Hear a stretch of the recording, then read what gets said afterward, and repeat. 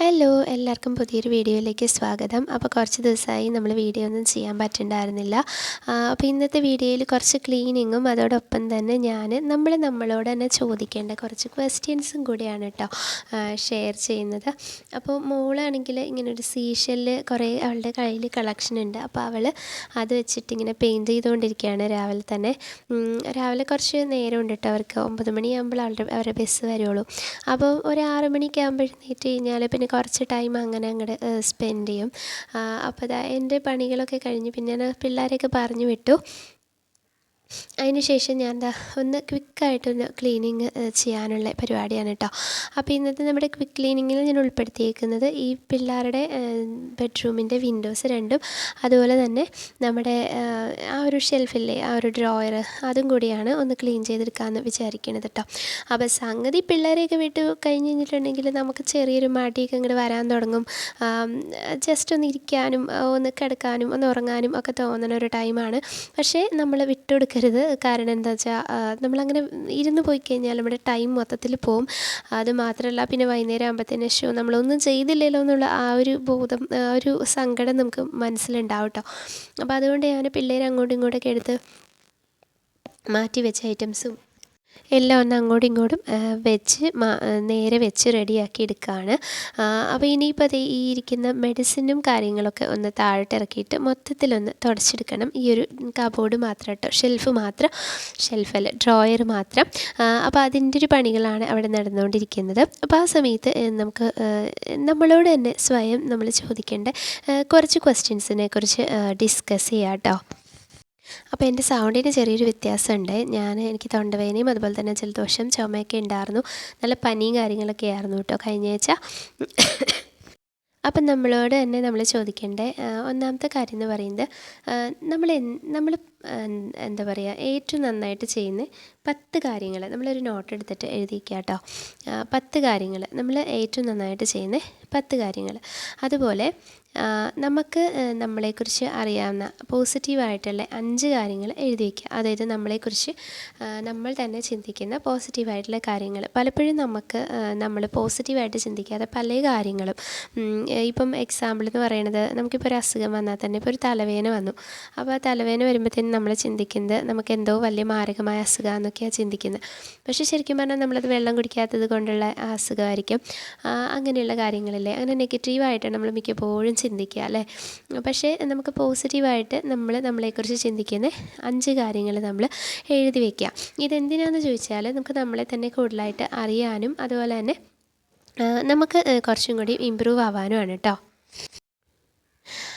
അടുത്തൊരു കാര്യം എന്ന് പറയുന്നത്, നമ്മുടെ ലൈഫിൽ എന്ത് കാര്യം ചെയ്യുമ്പോഴാണ് ഏറ്റവും സന്തോഷത്തോടെ ചെയ്യുന്നത്. അതായത് ചിലപ്പോൾ നമ്മൾ നമ്മുടെ മക്കളുമായിട്ട് ടൈം സ്പെൻഡ് ചെയ്യുമ്പോഴായിരിക്കാം, ഇല്ലെങ്കിൽ ഫാമിലിയായിട്ട് പുറത്ത് പോകുമ്പോഴായിരിക്കും. അങ്ങനെ എന്ത് ചെയ്യുമ്പോഴാണ് നമ്മൾ ഏറ്റവും കൂടുതൽ സന്തോഷമായിട്ട് ഇരിക്കുന്നതെന്ന് നമ്മൾ ചിന്തിക്കും. പലപ്പോഴും നമ്മൾ നമ്മുടെ സന്തോഷത്തെക്കുറിച്ചും നമ്മുടെ ഇഷ്ടങ്ങളെക്കുറിച്ചും ഒക്കെ മറന്നു പോകും അല്ലേ. മക്കൾക്ക് വേണ്ടി നമ്മുടെ ലൈഫ് ഇങ്ങനെ സ്പെൻഡ് ചെയ്തുകൊണ്ടിരിക്കും. പക്ഷേ മക്കൾ നമ്മളെ തിരിച്ച് ആ ഒരളവിൽ അതേ നാണയത്തിൽ തന്നെ തിരിച്ച് സ്നേഹിക്കണം എന്നൊന്നുമില്ല അല്ലേ. അവർ വലുതായി അവരുടെ കാര്യങ്ങളായിട്ട് പോകുമ്പോൾ ചിലപ്പോഴൊക്കെ നമ്മളെ അവർ മറന്നു പോകാൻ ചാൻസ് ഉണ്ട്. അപ്പോൾ നമ്മൾക്ക് തന്നെ നമ്മളെപ്പോഴാണ് ഹാപ്പി ആയിട്ട് തോന്നുന്നത് എന്ന് നമ്മൾ എഴുതി വയ്ക്കുക കേട്ടോ.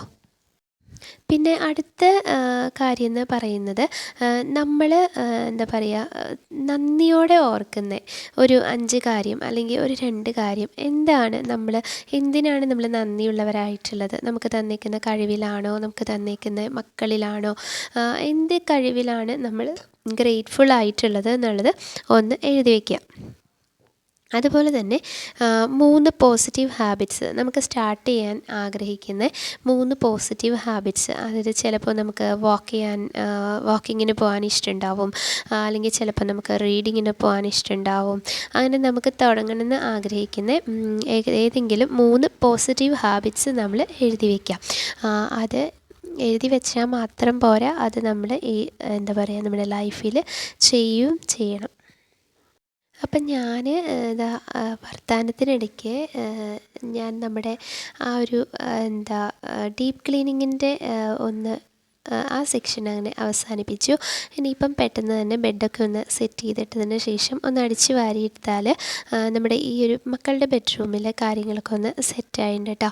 അപ്പോൾ രാവിലെ കുക്കിങ്ങും കാര്യങ്ങളൊന്നും ഇല്ലാത്തത് കൊണ്ടാണ് ക്ലീനിങ്ങിന് നിന്നത്. അപ്പോൾ കുറേയധികം പാത്രങ്ങളൊക്കെ ഇങ്ങനെ കഴുകാനുണ്ട്. അപ്പോൾ അതൊക്കെ കഴുകി വെക്കുകയാണ്. ഭയങ്കര ബോറടിക്കുന്ന ഒരു പരിപാടിയാണ് കേട്ടോ ഈ ഒരു പാത്രം കഴുകലെന്ന് പറയുന്നത്. പക്ഷേ കഴിഞ്ഞ ദിവസങ്ങളിലൊക്കെ ഞാനിങ്ങനെ ചിന്തിക്കായിരുന്നു, ഭയങ്കര മടുപ്പും ഭയങ്കര സ്ട്രെസ്സാണ് കേട്ടോ അങ്ങനെ വീട്ടിൽ തന്നെ ഇരുന്നിട്ട്. അപ്പോൾ ഞാൻ ചിന്തിച്ചു, നമ്മൾ സന്തോഷത്തോടെ ചെയ്താലും സങ്കടത്തോടെ ചെയ്താലും ഇതൊക്കെ നമ്മൾ തന്നെ ചെയ്യണം. അപ്പോൾ പിന്നെ നമുക്ക് സന്തോഷത്തോടെ ചെയ്യല്ലേ കുറച്ചും കൂടി നല്ലതെന്ന് അങ്ങനെ ഞാൻ എന്താ പാത്രം കഴുകലൊക്കെ ഇങ്ങനെ എൻജോയ് ചെയ്യാനായിട്ടൊന്ന് ശീലിക്കുകയാണ് കേട്ടോ. കാരണം എന്ന് വെച്ചാൽ ഒരു ദിവസത്തിൽ നമ്മൾ എത്ര പാത്രമല്ലേ കഴുകണേ. ഒരു ദിവസത്തിൽ നമ്മൾ ഒരു 2 മണിക്കൂറെങ്കിലും വീടൊതുക്കി തന്നെ പോകാനുണ്ട് കേട്ടോ. അപ്പോൾ ഞാൻ പലപ്പോഴും മക്കളോട് പറയാറുണ്ട്, എൻ്റെ ആയുസിൻ്റെ പകുതി വീടൊതുക്കിയിട്ടാണ് കഴിഞ്ഞതെന്ന്. അപ്പോൾ ശരിക്കും പറഞ്ഞാൽ സത്യവുമാണ്. അപ്പോൾ ഇനിയിപ്പം എൻ്റെ ഒരു പരിപാടി എന്ന് പറഞ്ഞാൽ നമ്മുടെ ഈ ഒരു ബാക്ക് സൈഡിലെ മുറ്റത്ത് അവിടെ നിറയെ കാടാണ്, നിറയെ വലിയ വലിയ പുല്ലും കാടും കാര്യങ്ങളൊക്കെയാണ് കേട്ടോ. അപ്പോൾ ഇതൊക്കെ ഒന്ന് വൃത്തിയാക്കണം. അത് ഫുള്ള് ഒരേരിയ തന്നെ വൃത്തിയാക്കി കൊണ്ടിരിക്കാൻ പറ്റില്ല. അപ്പം കഴിഞ്ഞ ദിവസം അവിടെ അപ്പുറത്തൊരു തെങ്ങുണ്ട്, ആ തെങ്ങിൻ്റെ ചുവട്ടിലാണ് ഞാൻ ക്ലീൻ ചെയ്തത്. അതിൻ്റെ അവിടെ ഞാൻ അധികം നിന്നില്ല കേട്ടോ. കാരണം തെങ്ങ് നിറയെ തേങ്ങയാണ്, വലിയ മുട്ടൻ തേങ്ങകളാണ്, ഭയങ്കര ഹൈറ്റും ആ തെങ്ങിന്. അപ്പോൾ തേങ്ങ എങ്ങാനും എൻ്റെ ദേഹത്ത് വീണ് ചത്തുപോയി കഴിഞ്ഞാൽ തേങ്ങ വീണ് മരിച്ചു അല്ലെങ്കിൽ ജുവതി മരിച്ചു എന്നൊക്കെ പറഞ്ഞു കേൾക്കാനൊരു രസം ഉണ്ടാവില്ല. അതുകൊണ്ട് തന്നെ തെങ്ങിൻ്റെ ചുവട്ടിൽ നിന്ന് അധികം തിരിഞ്ഞ് കളിക്കാതെ ഓടി ഇങ്ങോട്ട് പോന്നു കേട്ടോ. അപ്പോൾ ഈ ഒരു പരിപാടി ചെയ്തുകൊണ്ടിരുന്ന് കഴിഞ്ഞപ്പോഴത്തേക്കാണ് സ്വസ്ഥമായിട്ട് ജീവിച്ചിട്ടുണ്ടായിരുന്ന കുറച്ച് പേരുടെ ആവാസ വ്യവസ്ഥ ഞാൻ നശിപ്പിക്കണത് കേട്ടോ. അങ്ങനെ നശിപ്പിച്ച് കഴിഞ്ഞാൽ പിന്നെ അവരെന്നോട് പ്രതികാരം ചെയ്യാണ്ടിരിക്കില്ലല്ലോ. അപ്പോൾ ആവാസ വ്യവസ്ഥ ഞാൻ നശിച്ചു പോയത് ഇപ്പോൾ ഒന്നും കണ്ടില്ലായിരുന്നു. കുറച്ച് നേരം കഴിഞ്ഞപ്പോഴത്തേക്കും ഇതിൻ്റെ ഉള്ളിൽ നിന്നൊക്കെ അടിച്ചെടുത്തപ്പോഴാണ് കുറേ നല്ല മുട്ടൻ ഉറുമ്പുകൾ കേട്ടോ. അവർ വളരെ സ്വൈര്യമായിട്ട് ജീവിച്ചുകൊണ്ടിരുന്നായിരുന്നു കരിയിലുകളുടെയൊക്കെ ഇടയ്ക്ക്, കാടിൻ്റെയൊക്കെ ഇടയ്ക്ക് വളരെ സുഖസുന്ദരമായിട്ട് ജീവിച്ചുകൊണ്ടിരുന്നു. ഞാൻ അങ്ങോട്ട് ചെന്നിട്ട് അതെല്ലാം പറിച്ച് കളഞ്ഞു കഴിഞ്ഞാൽ പിന്നെ അവർക്ക് ഇഷ്ടപ്പെടുമോ? എനിക്ക് നല്ല കടിയും കിട്ടി. കടിച്ചിട്ട് ഇങ്ങനെ പറഞ്ഞു പോകുന്നില്ല കേട്ടോ, അതുപോലെ കടിച്ചു പിടിച്ചിരിക്കുമായിരുന്നു. അതോടുകൂടി ഞാൻ നോക്കിക്കഴിഞ്ഞപ്പോഴത്തേനും ആയിരക്കണക്കിന് ഉറുമ്പുകൾ. അപ്പോൾ പിന്നെ ഞാൻ പോന്നു കേട്ടോ. ഇനിയിപ്പം അവിടെ നിന്ന് ശരിയാവത്തില്ല എന്ന് എനിക്ക് മനസ്സിലായി. അപ്പോൾ ഞാൻ കുറേ തുണികൾ മടക്കാനുണ്ട്. അപ്പോൾ ഈ ബെഡ്ഷീറ്റൊക്കെ ഞാൻ മേലിൽ നിന്ന് തന്നെ മടക്കിക്കൊണ്ട് വരും കേട്ടോ തുണികൾ. എനിക്ക് ഈ കട്ടിലേക്ക് കൊണ്ടുവച്ച് മടക്കുന്നത് കുറച്ച് എന്ന് പറഞ്ഞാൽ നമ്മൾ അവിടെ നിന്നിട്ട് മേലിൽ നിന്നിട്ടാകുമ്പോൾ കുറച്ച് കാഴ്ചകളൊക്കെ കണ്ട് അപ്പുറത്തെ ഇപ്പുറത്തെ ചേച്ചിമാരോടൊക്കെ വർത്താനം പറഞ്ഞ് അങ്ങനെയൊക്കെ നമുക്ക് തുണി മടക്കാമല്ലോ. അപ്പോൾ തുണി മടക്കലൊക്കെ കഴിഞ്ഞ് പിന്നെ ഞാനിതാ നമ്മുടെ ഇലയട ഉണ്ടാക്കാനായിട്ട് നിൽക്കുവാണ്. ആകെ കുറച്ച് നമ്മുടെ ഇടിയപ്പത്തിന് വേണ്ടി കുഴച്ച മാവിരിപ്പുണ്ടായിരുന്നു, അതെടുത്ത് എന്നാൽ പിന്നെ പെട്ടെന്ന് അങ്ങ് ഇലയട ഉണ്ടാക്കാമെന്ന് വിചാരിച്ചു കേട്ടോ. അപ്പോൾ കുറച്ച് ശർക്കര പാനി ഇരിക്കുന്നുണ്ട്. അപ്പോൾ കുറച്ച് തേങ്ങ ചിരണ്ടി ഇതും കൂടി ഒഴിച്ചിട്ട് ഒന്ന് ഇങ്ങനെ വരട്ടി വെച്ചു. ഇനിയിപ്പം നമ്മുടെ ആ മാവൊക്കെ എടുത്തിട്ട് ഒന്ന് പരത്തി വൃത്തിയാക്കി വാഴയിലേക്ക് വെട്ടിക്കൊണ്ട് വന്ന് കയ്യിൽ നെയ്യൊക്കെ തടവി ഒന്ന് പരത്തി നീറ്റാക്കിയിട്ട് അതിനകത്തേക്ക് നമ്മുടെ ശർക്കരയും തേങ്ങയൊക്കെ വെച്ചിട്ട് എടുക്കുകയാണ് കേട്ടോ. അപ്പോൾ ശർക്കരയും തേങ്ങയെന്ന് പറഞ്ഞാൽ ശർക്കര ഞാൻ കുറച്ചേ ഇട്ടുള്ളൂ, പിന്നെ ഏലക്കയും ജീരകം പൊടിയും ഇട്ടില്ല കേട്ടോ. അവിടെ ഇഷ്ടമില്ല ഏലക്കയും ജീരകം, അപ്പയ്ക്കും മോൾക്കും ഇഷ്ടമില്ല. മോൻ പിന്നെ അങ്ങനെ ടേസ്റ്റൊന്നും അറിയത്തില്ലാത്തതുകൊണ്ട് കഴിച്ചോളും. അപ്പോൾ നമ്മുടെ വാഴയിലേക്ക് നല്ല നീളമായിരുന്നു. അപ്പോൾ ഞാൻ എന്താണെങ്കിലും അതിൻ്റെ നീണ്ടു നിൽക്കുന്ന ഭാഗമൊക്കെ ഒന്ന് അങ്ങോട്ട് കട്ട് ചെയ്ത് കളഞ്ഞു. പിന്നെ നമ്മുടെ കയ്യിൽ ഇച്ചിരി മാവേ ഉള്ളൂ, 4 എണ്ണത്തിനുള്ള മാവേ ഉള്ളൂ, 4 പേർക്ക് ഓരോന്ന് എടുക്കാമെന്നാണ് കേട്ടോ വിചാരിക്കണം.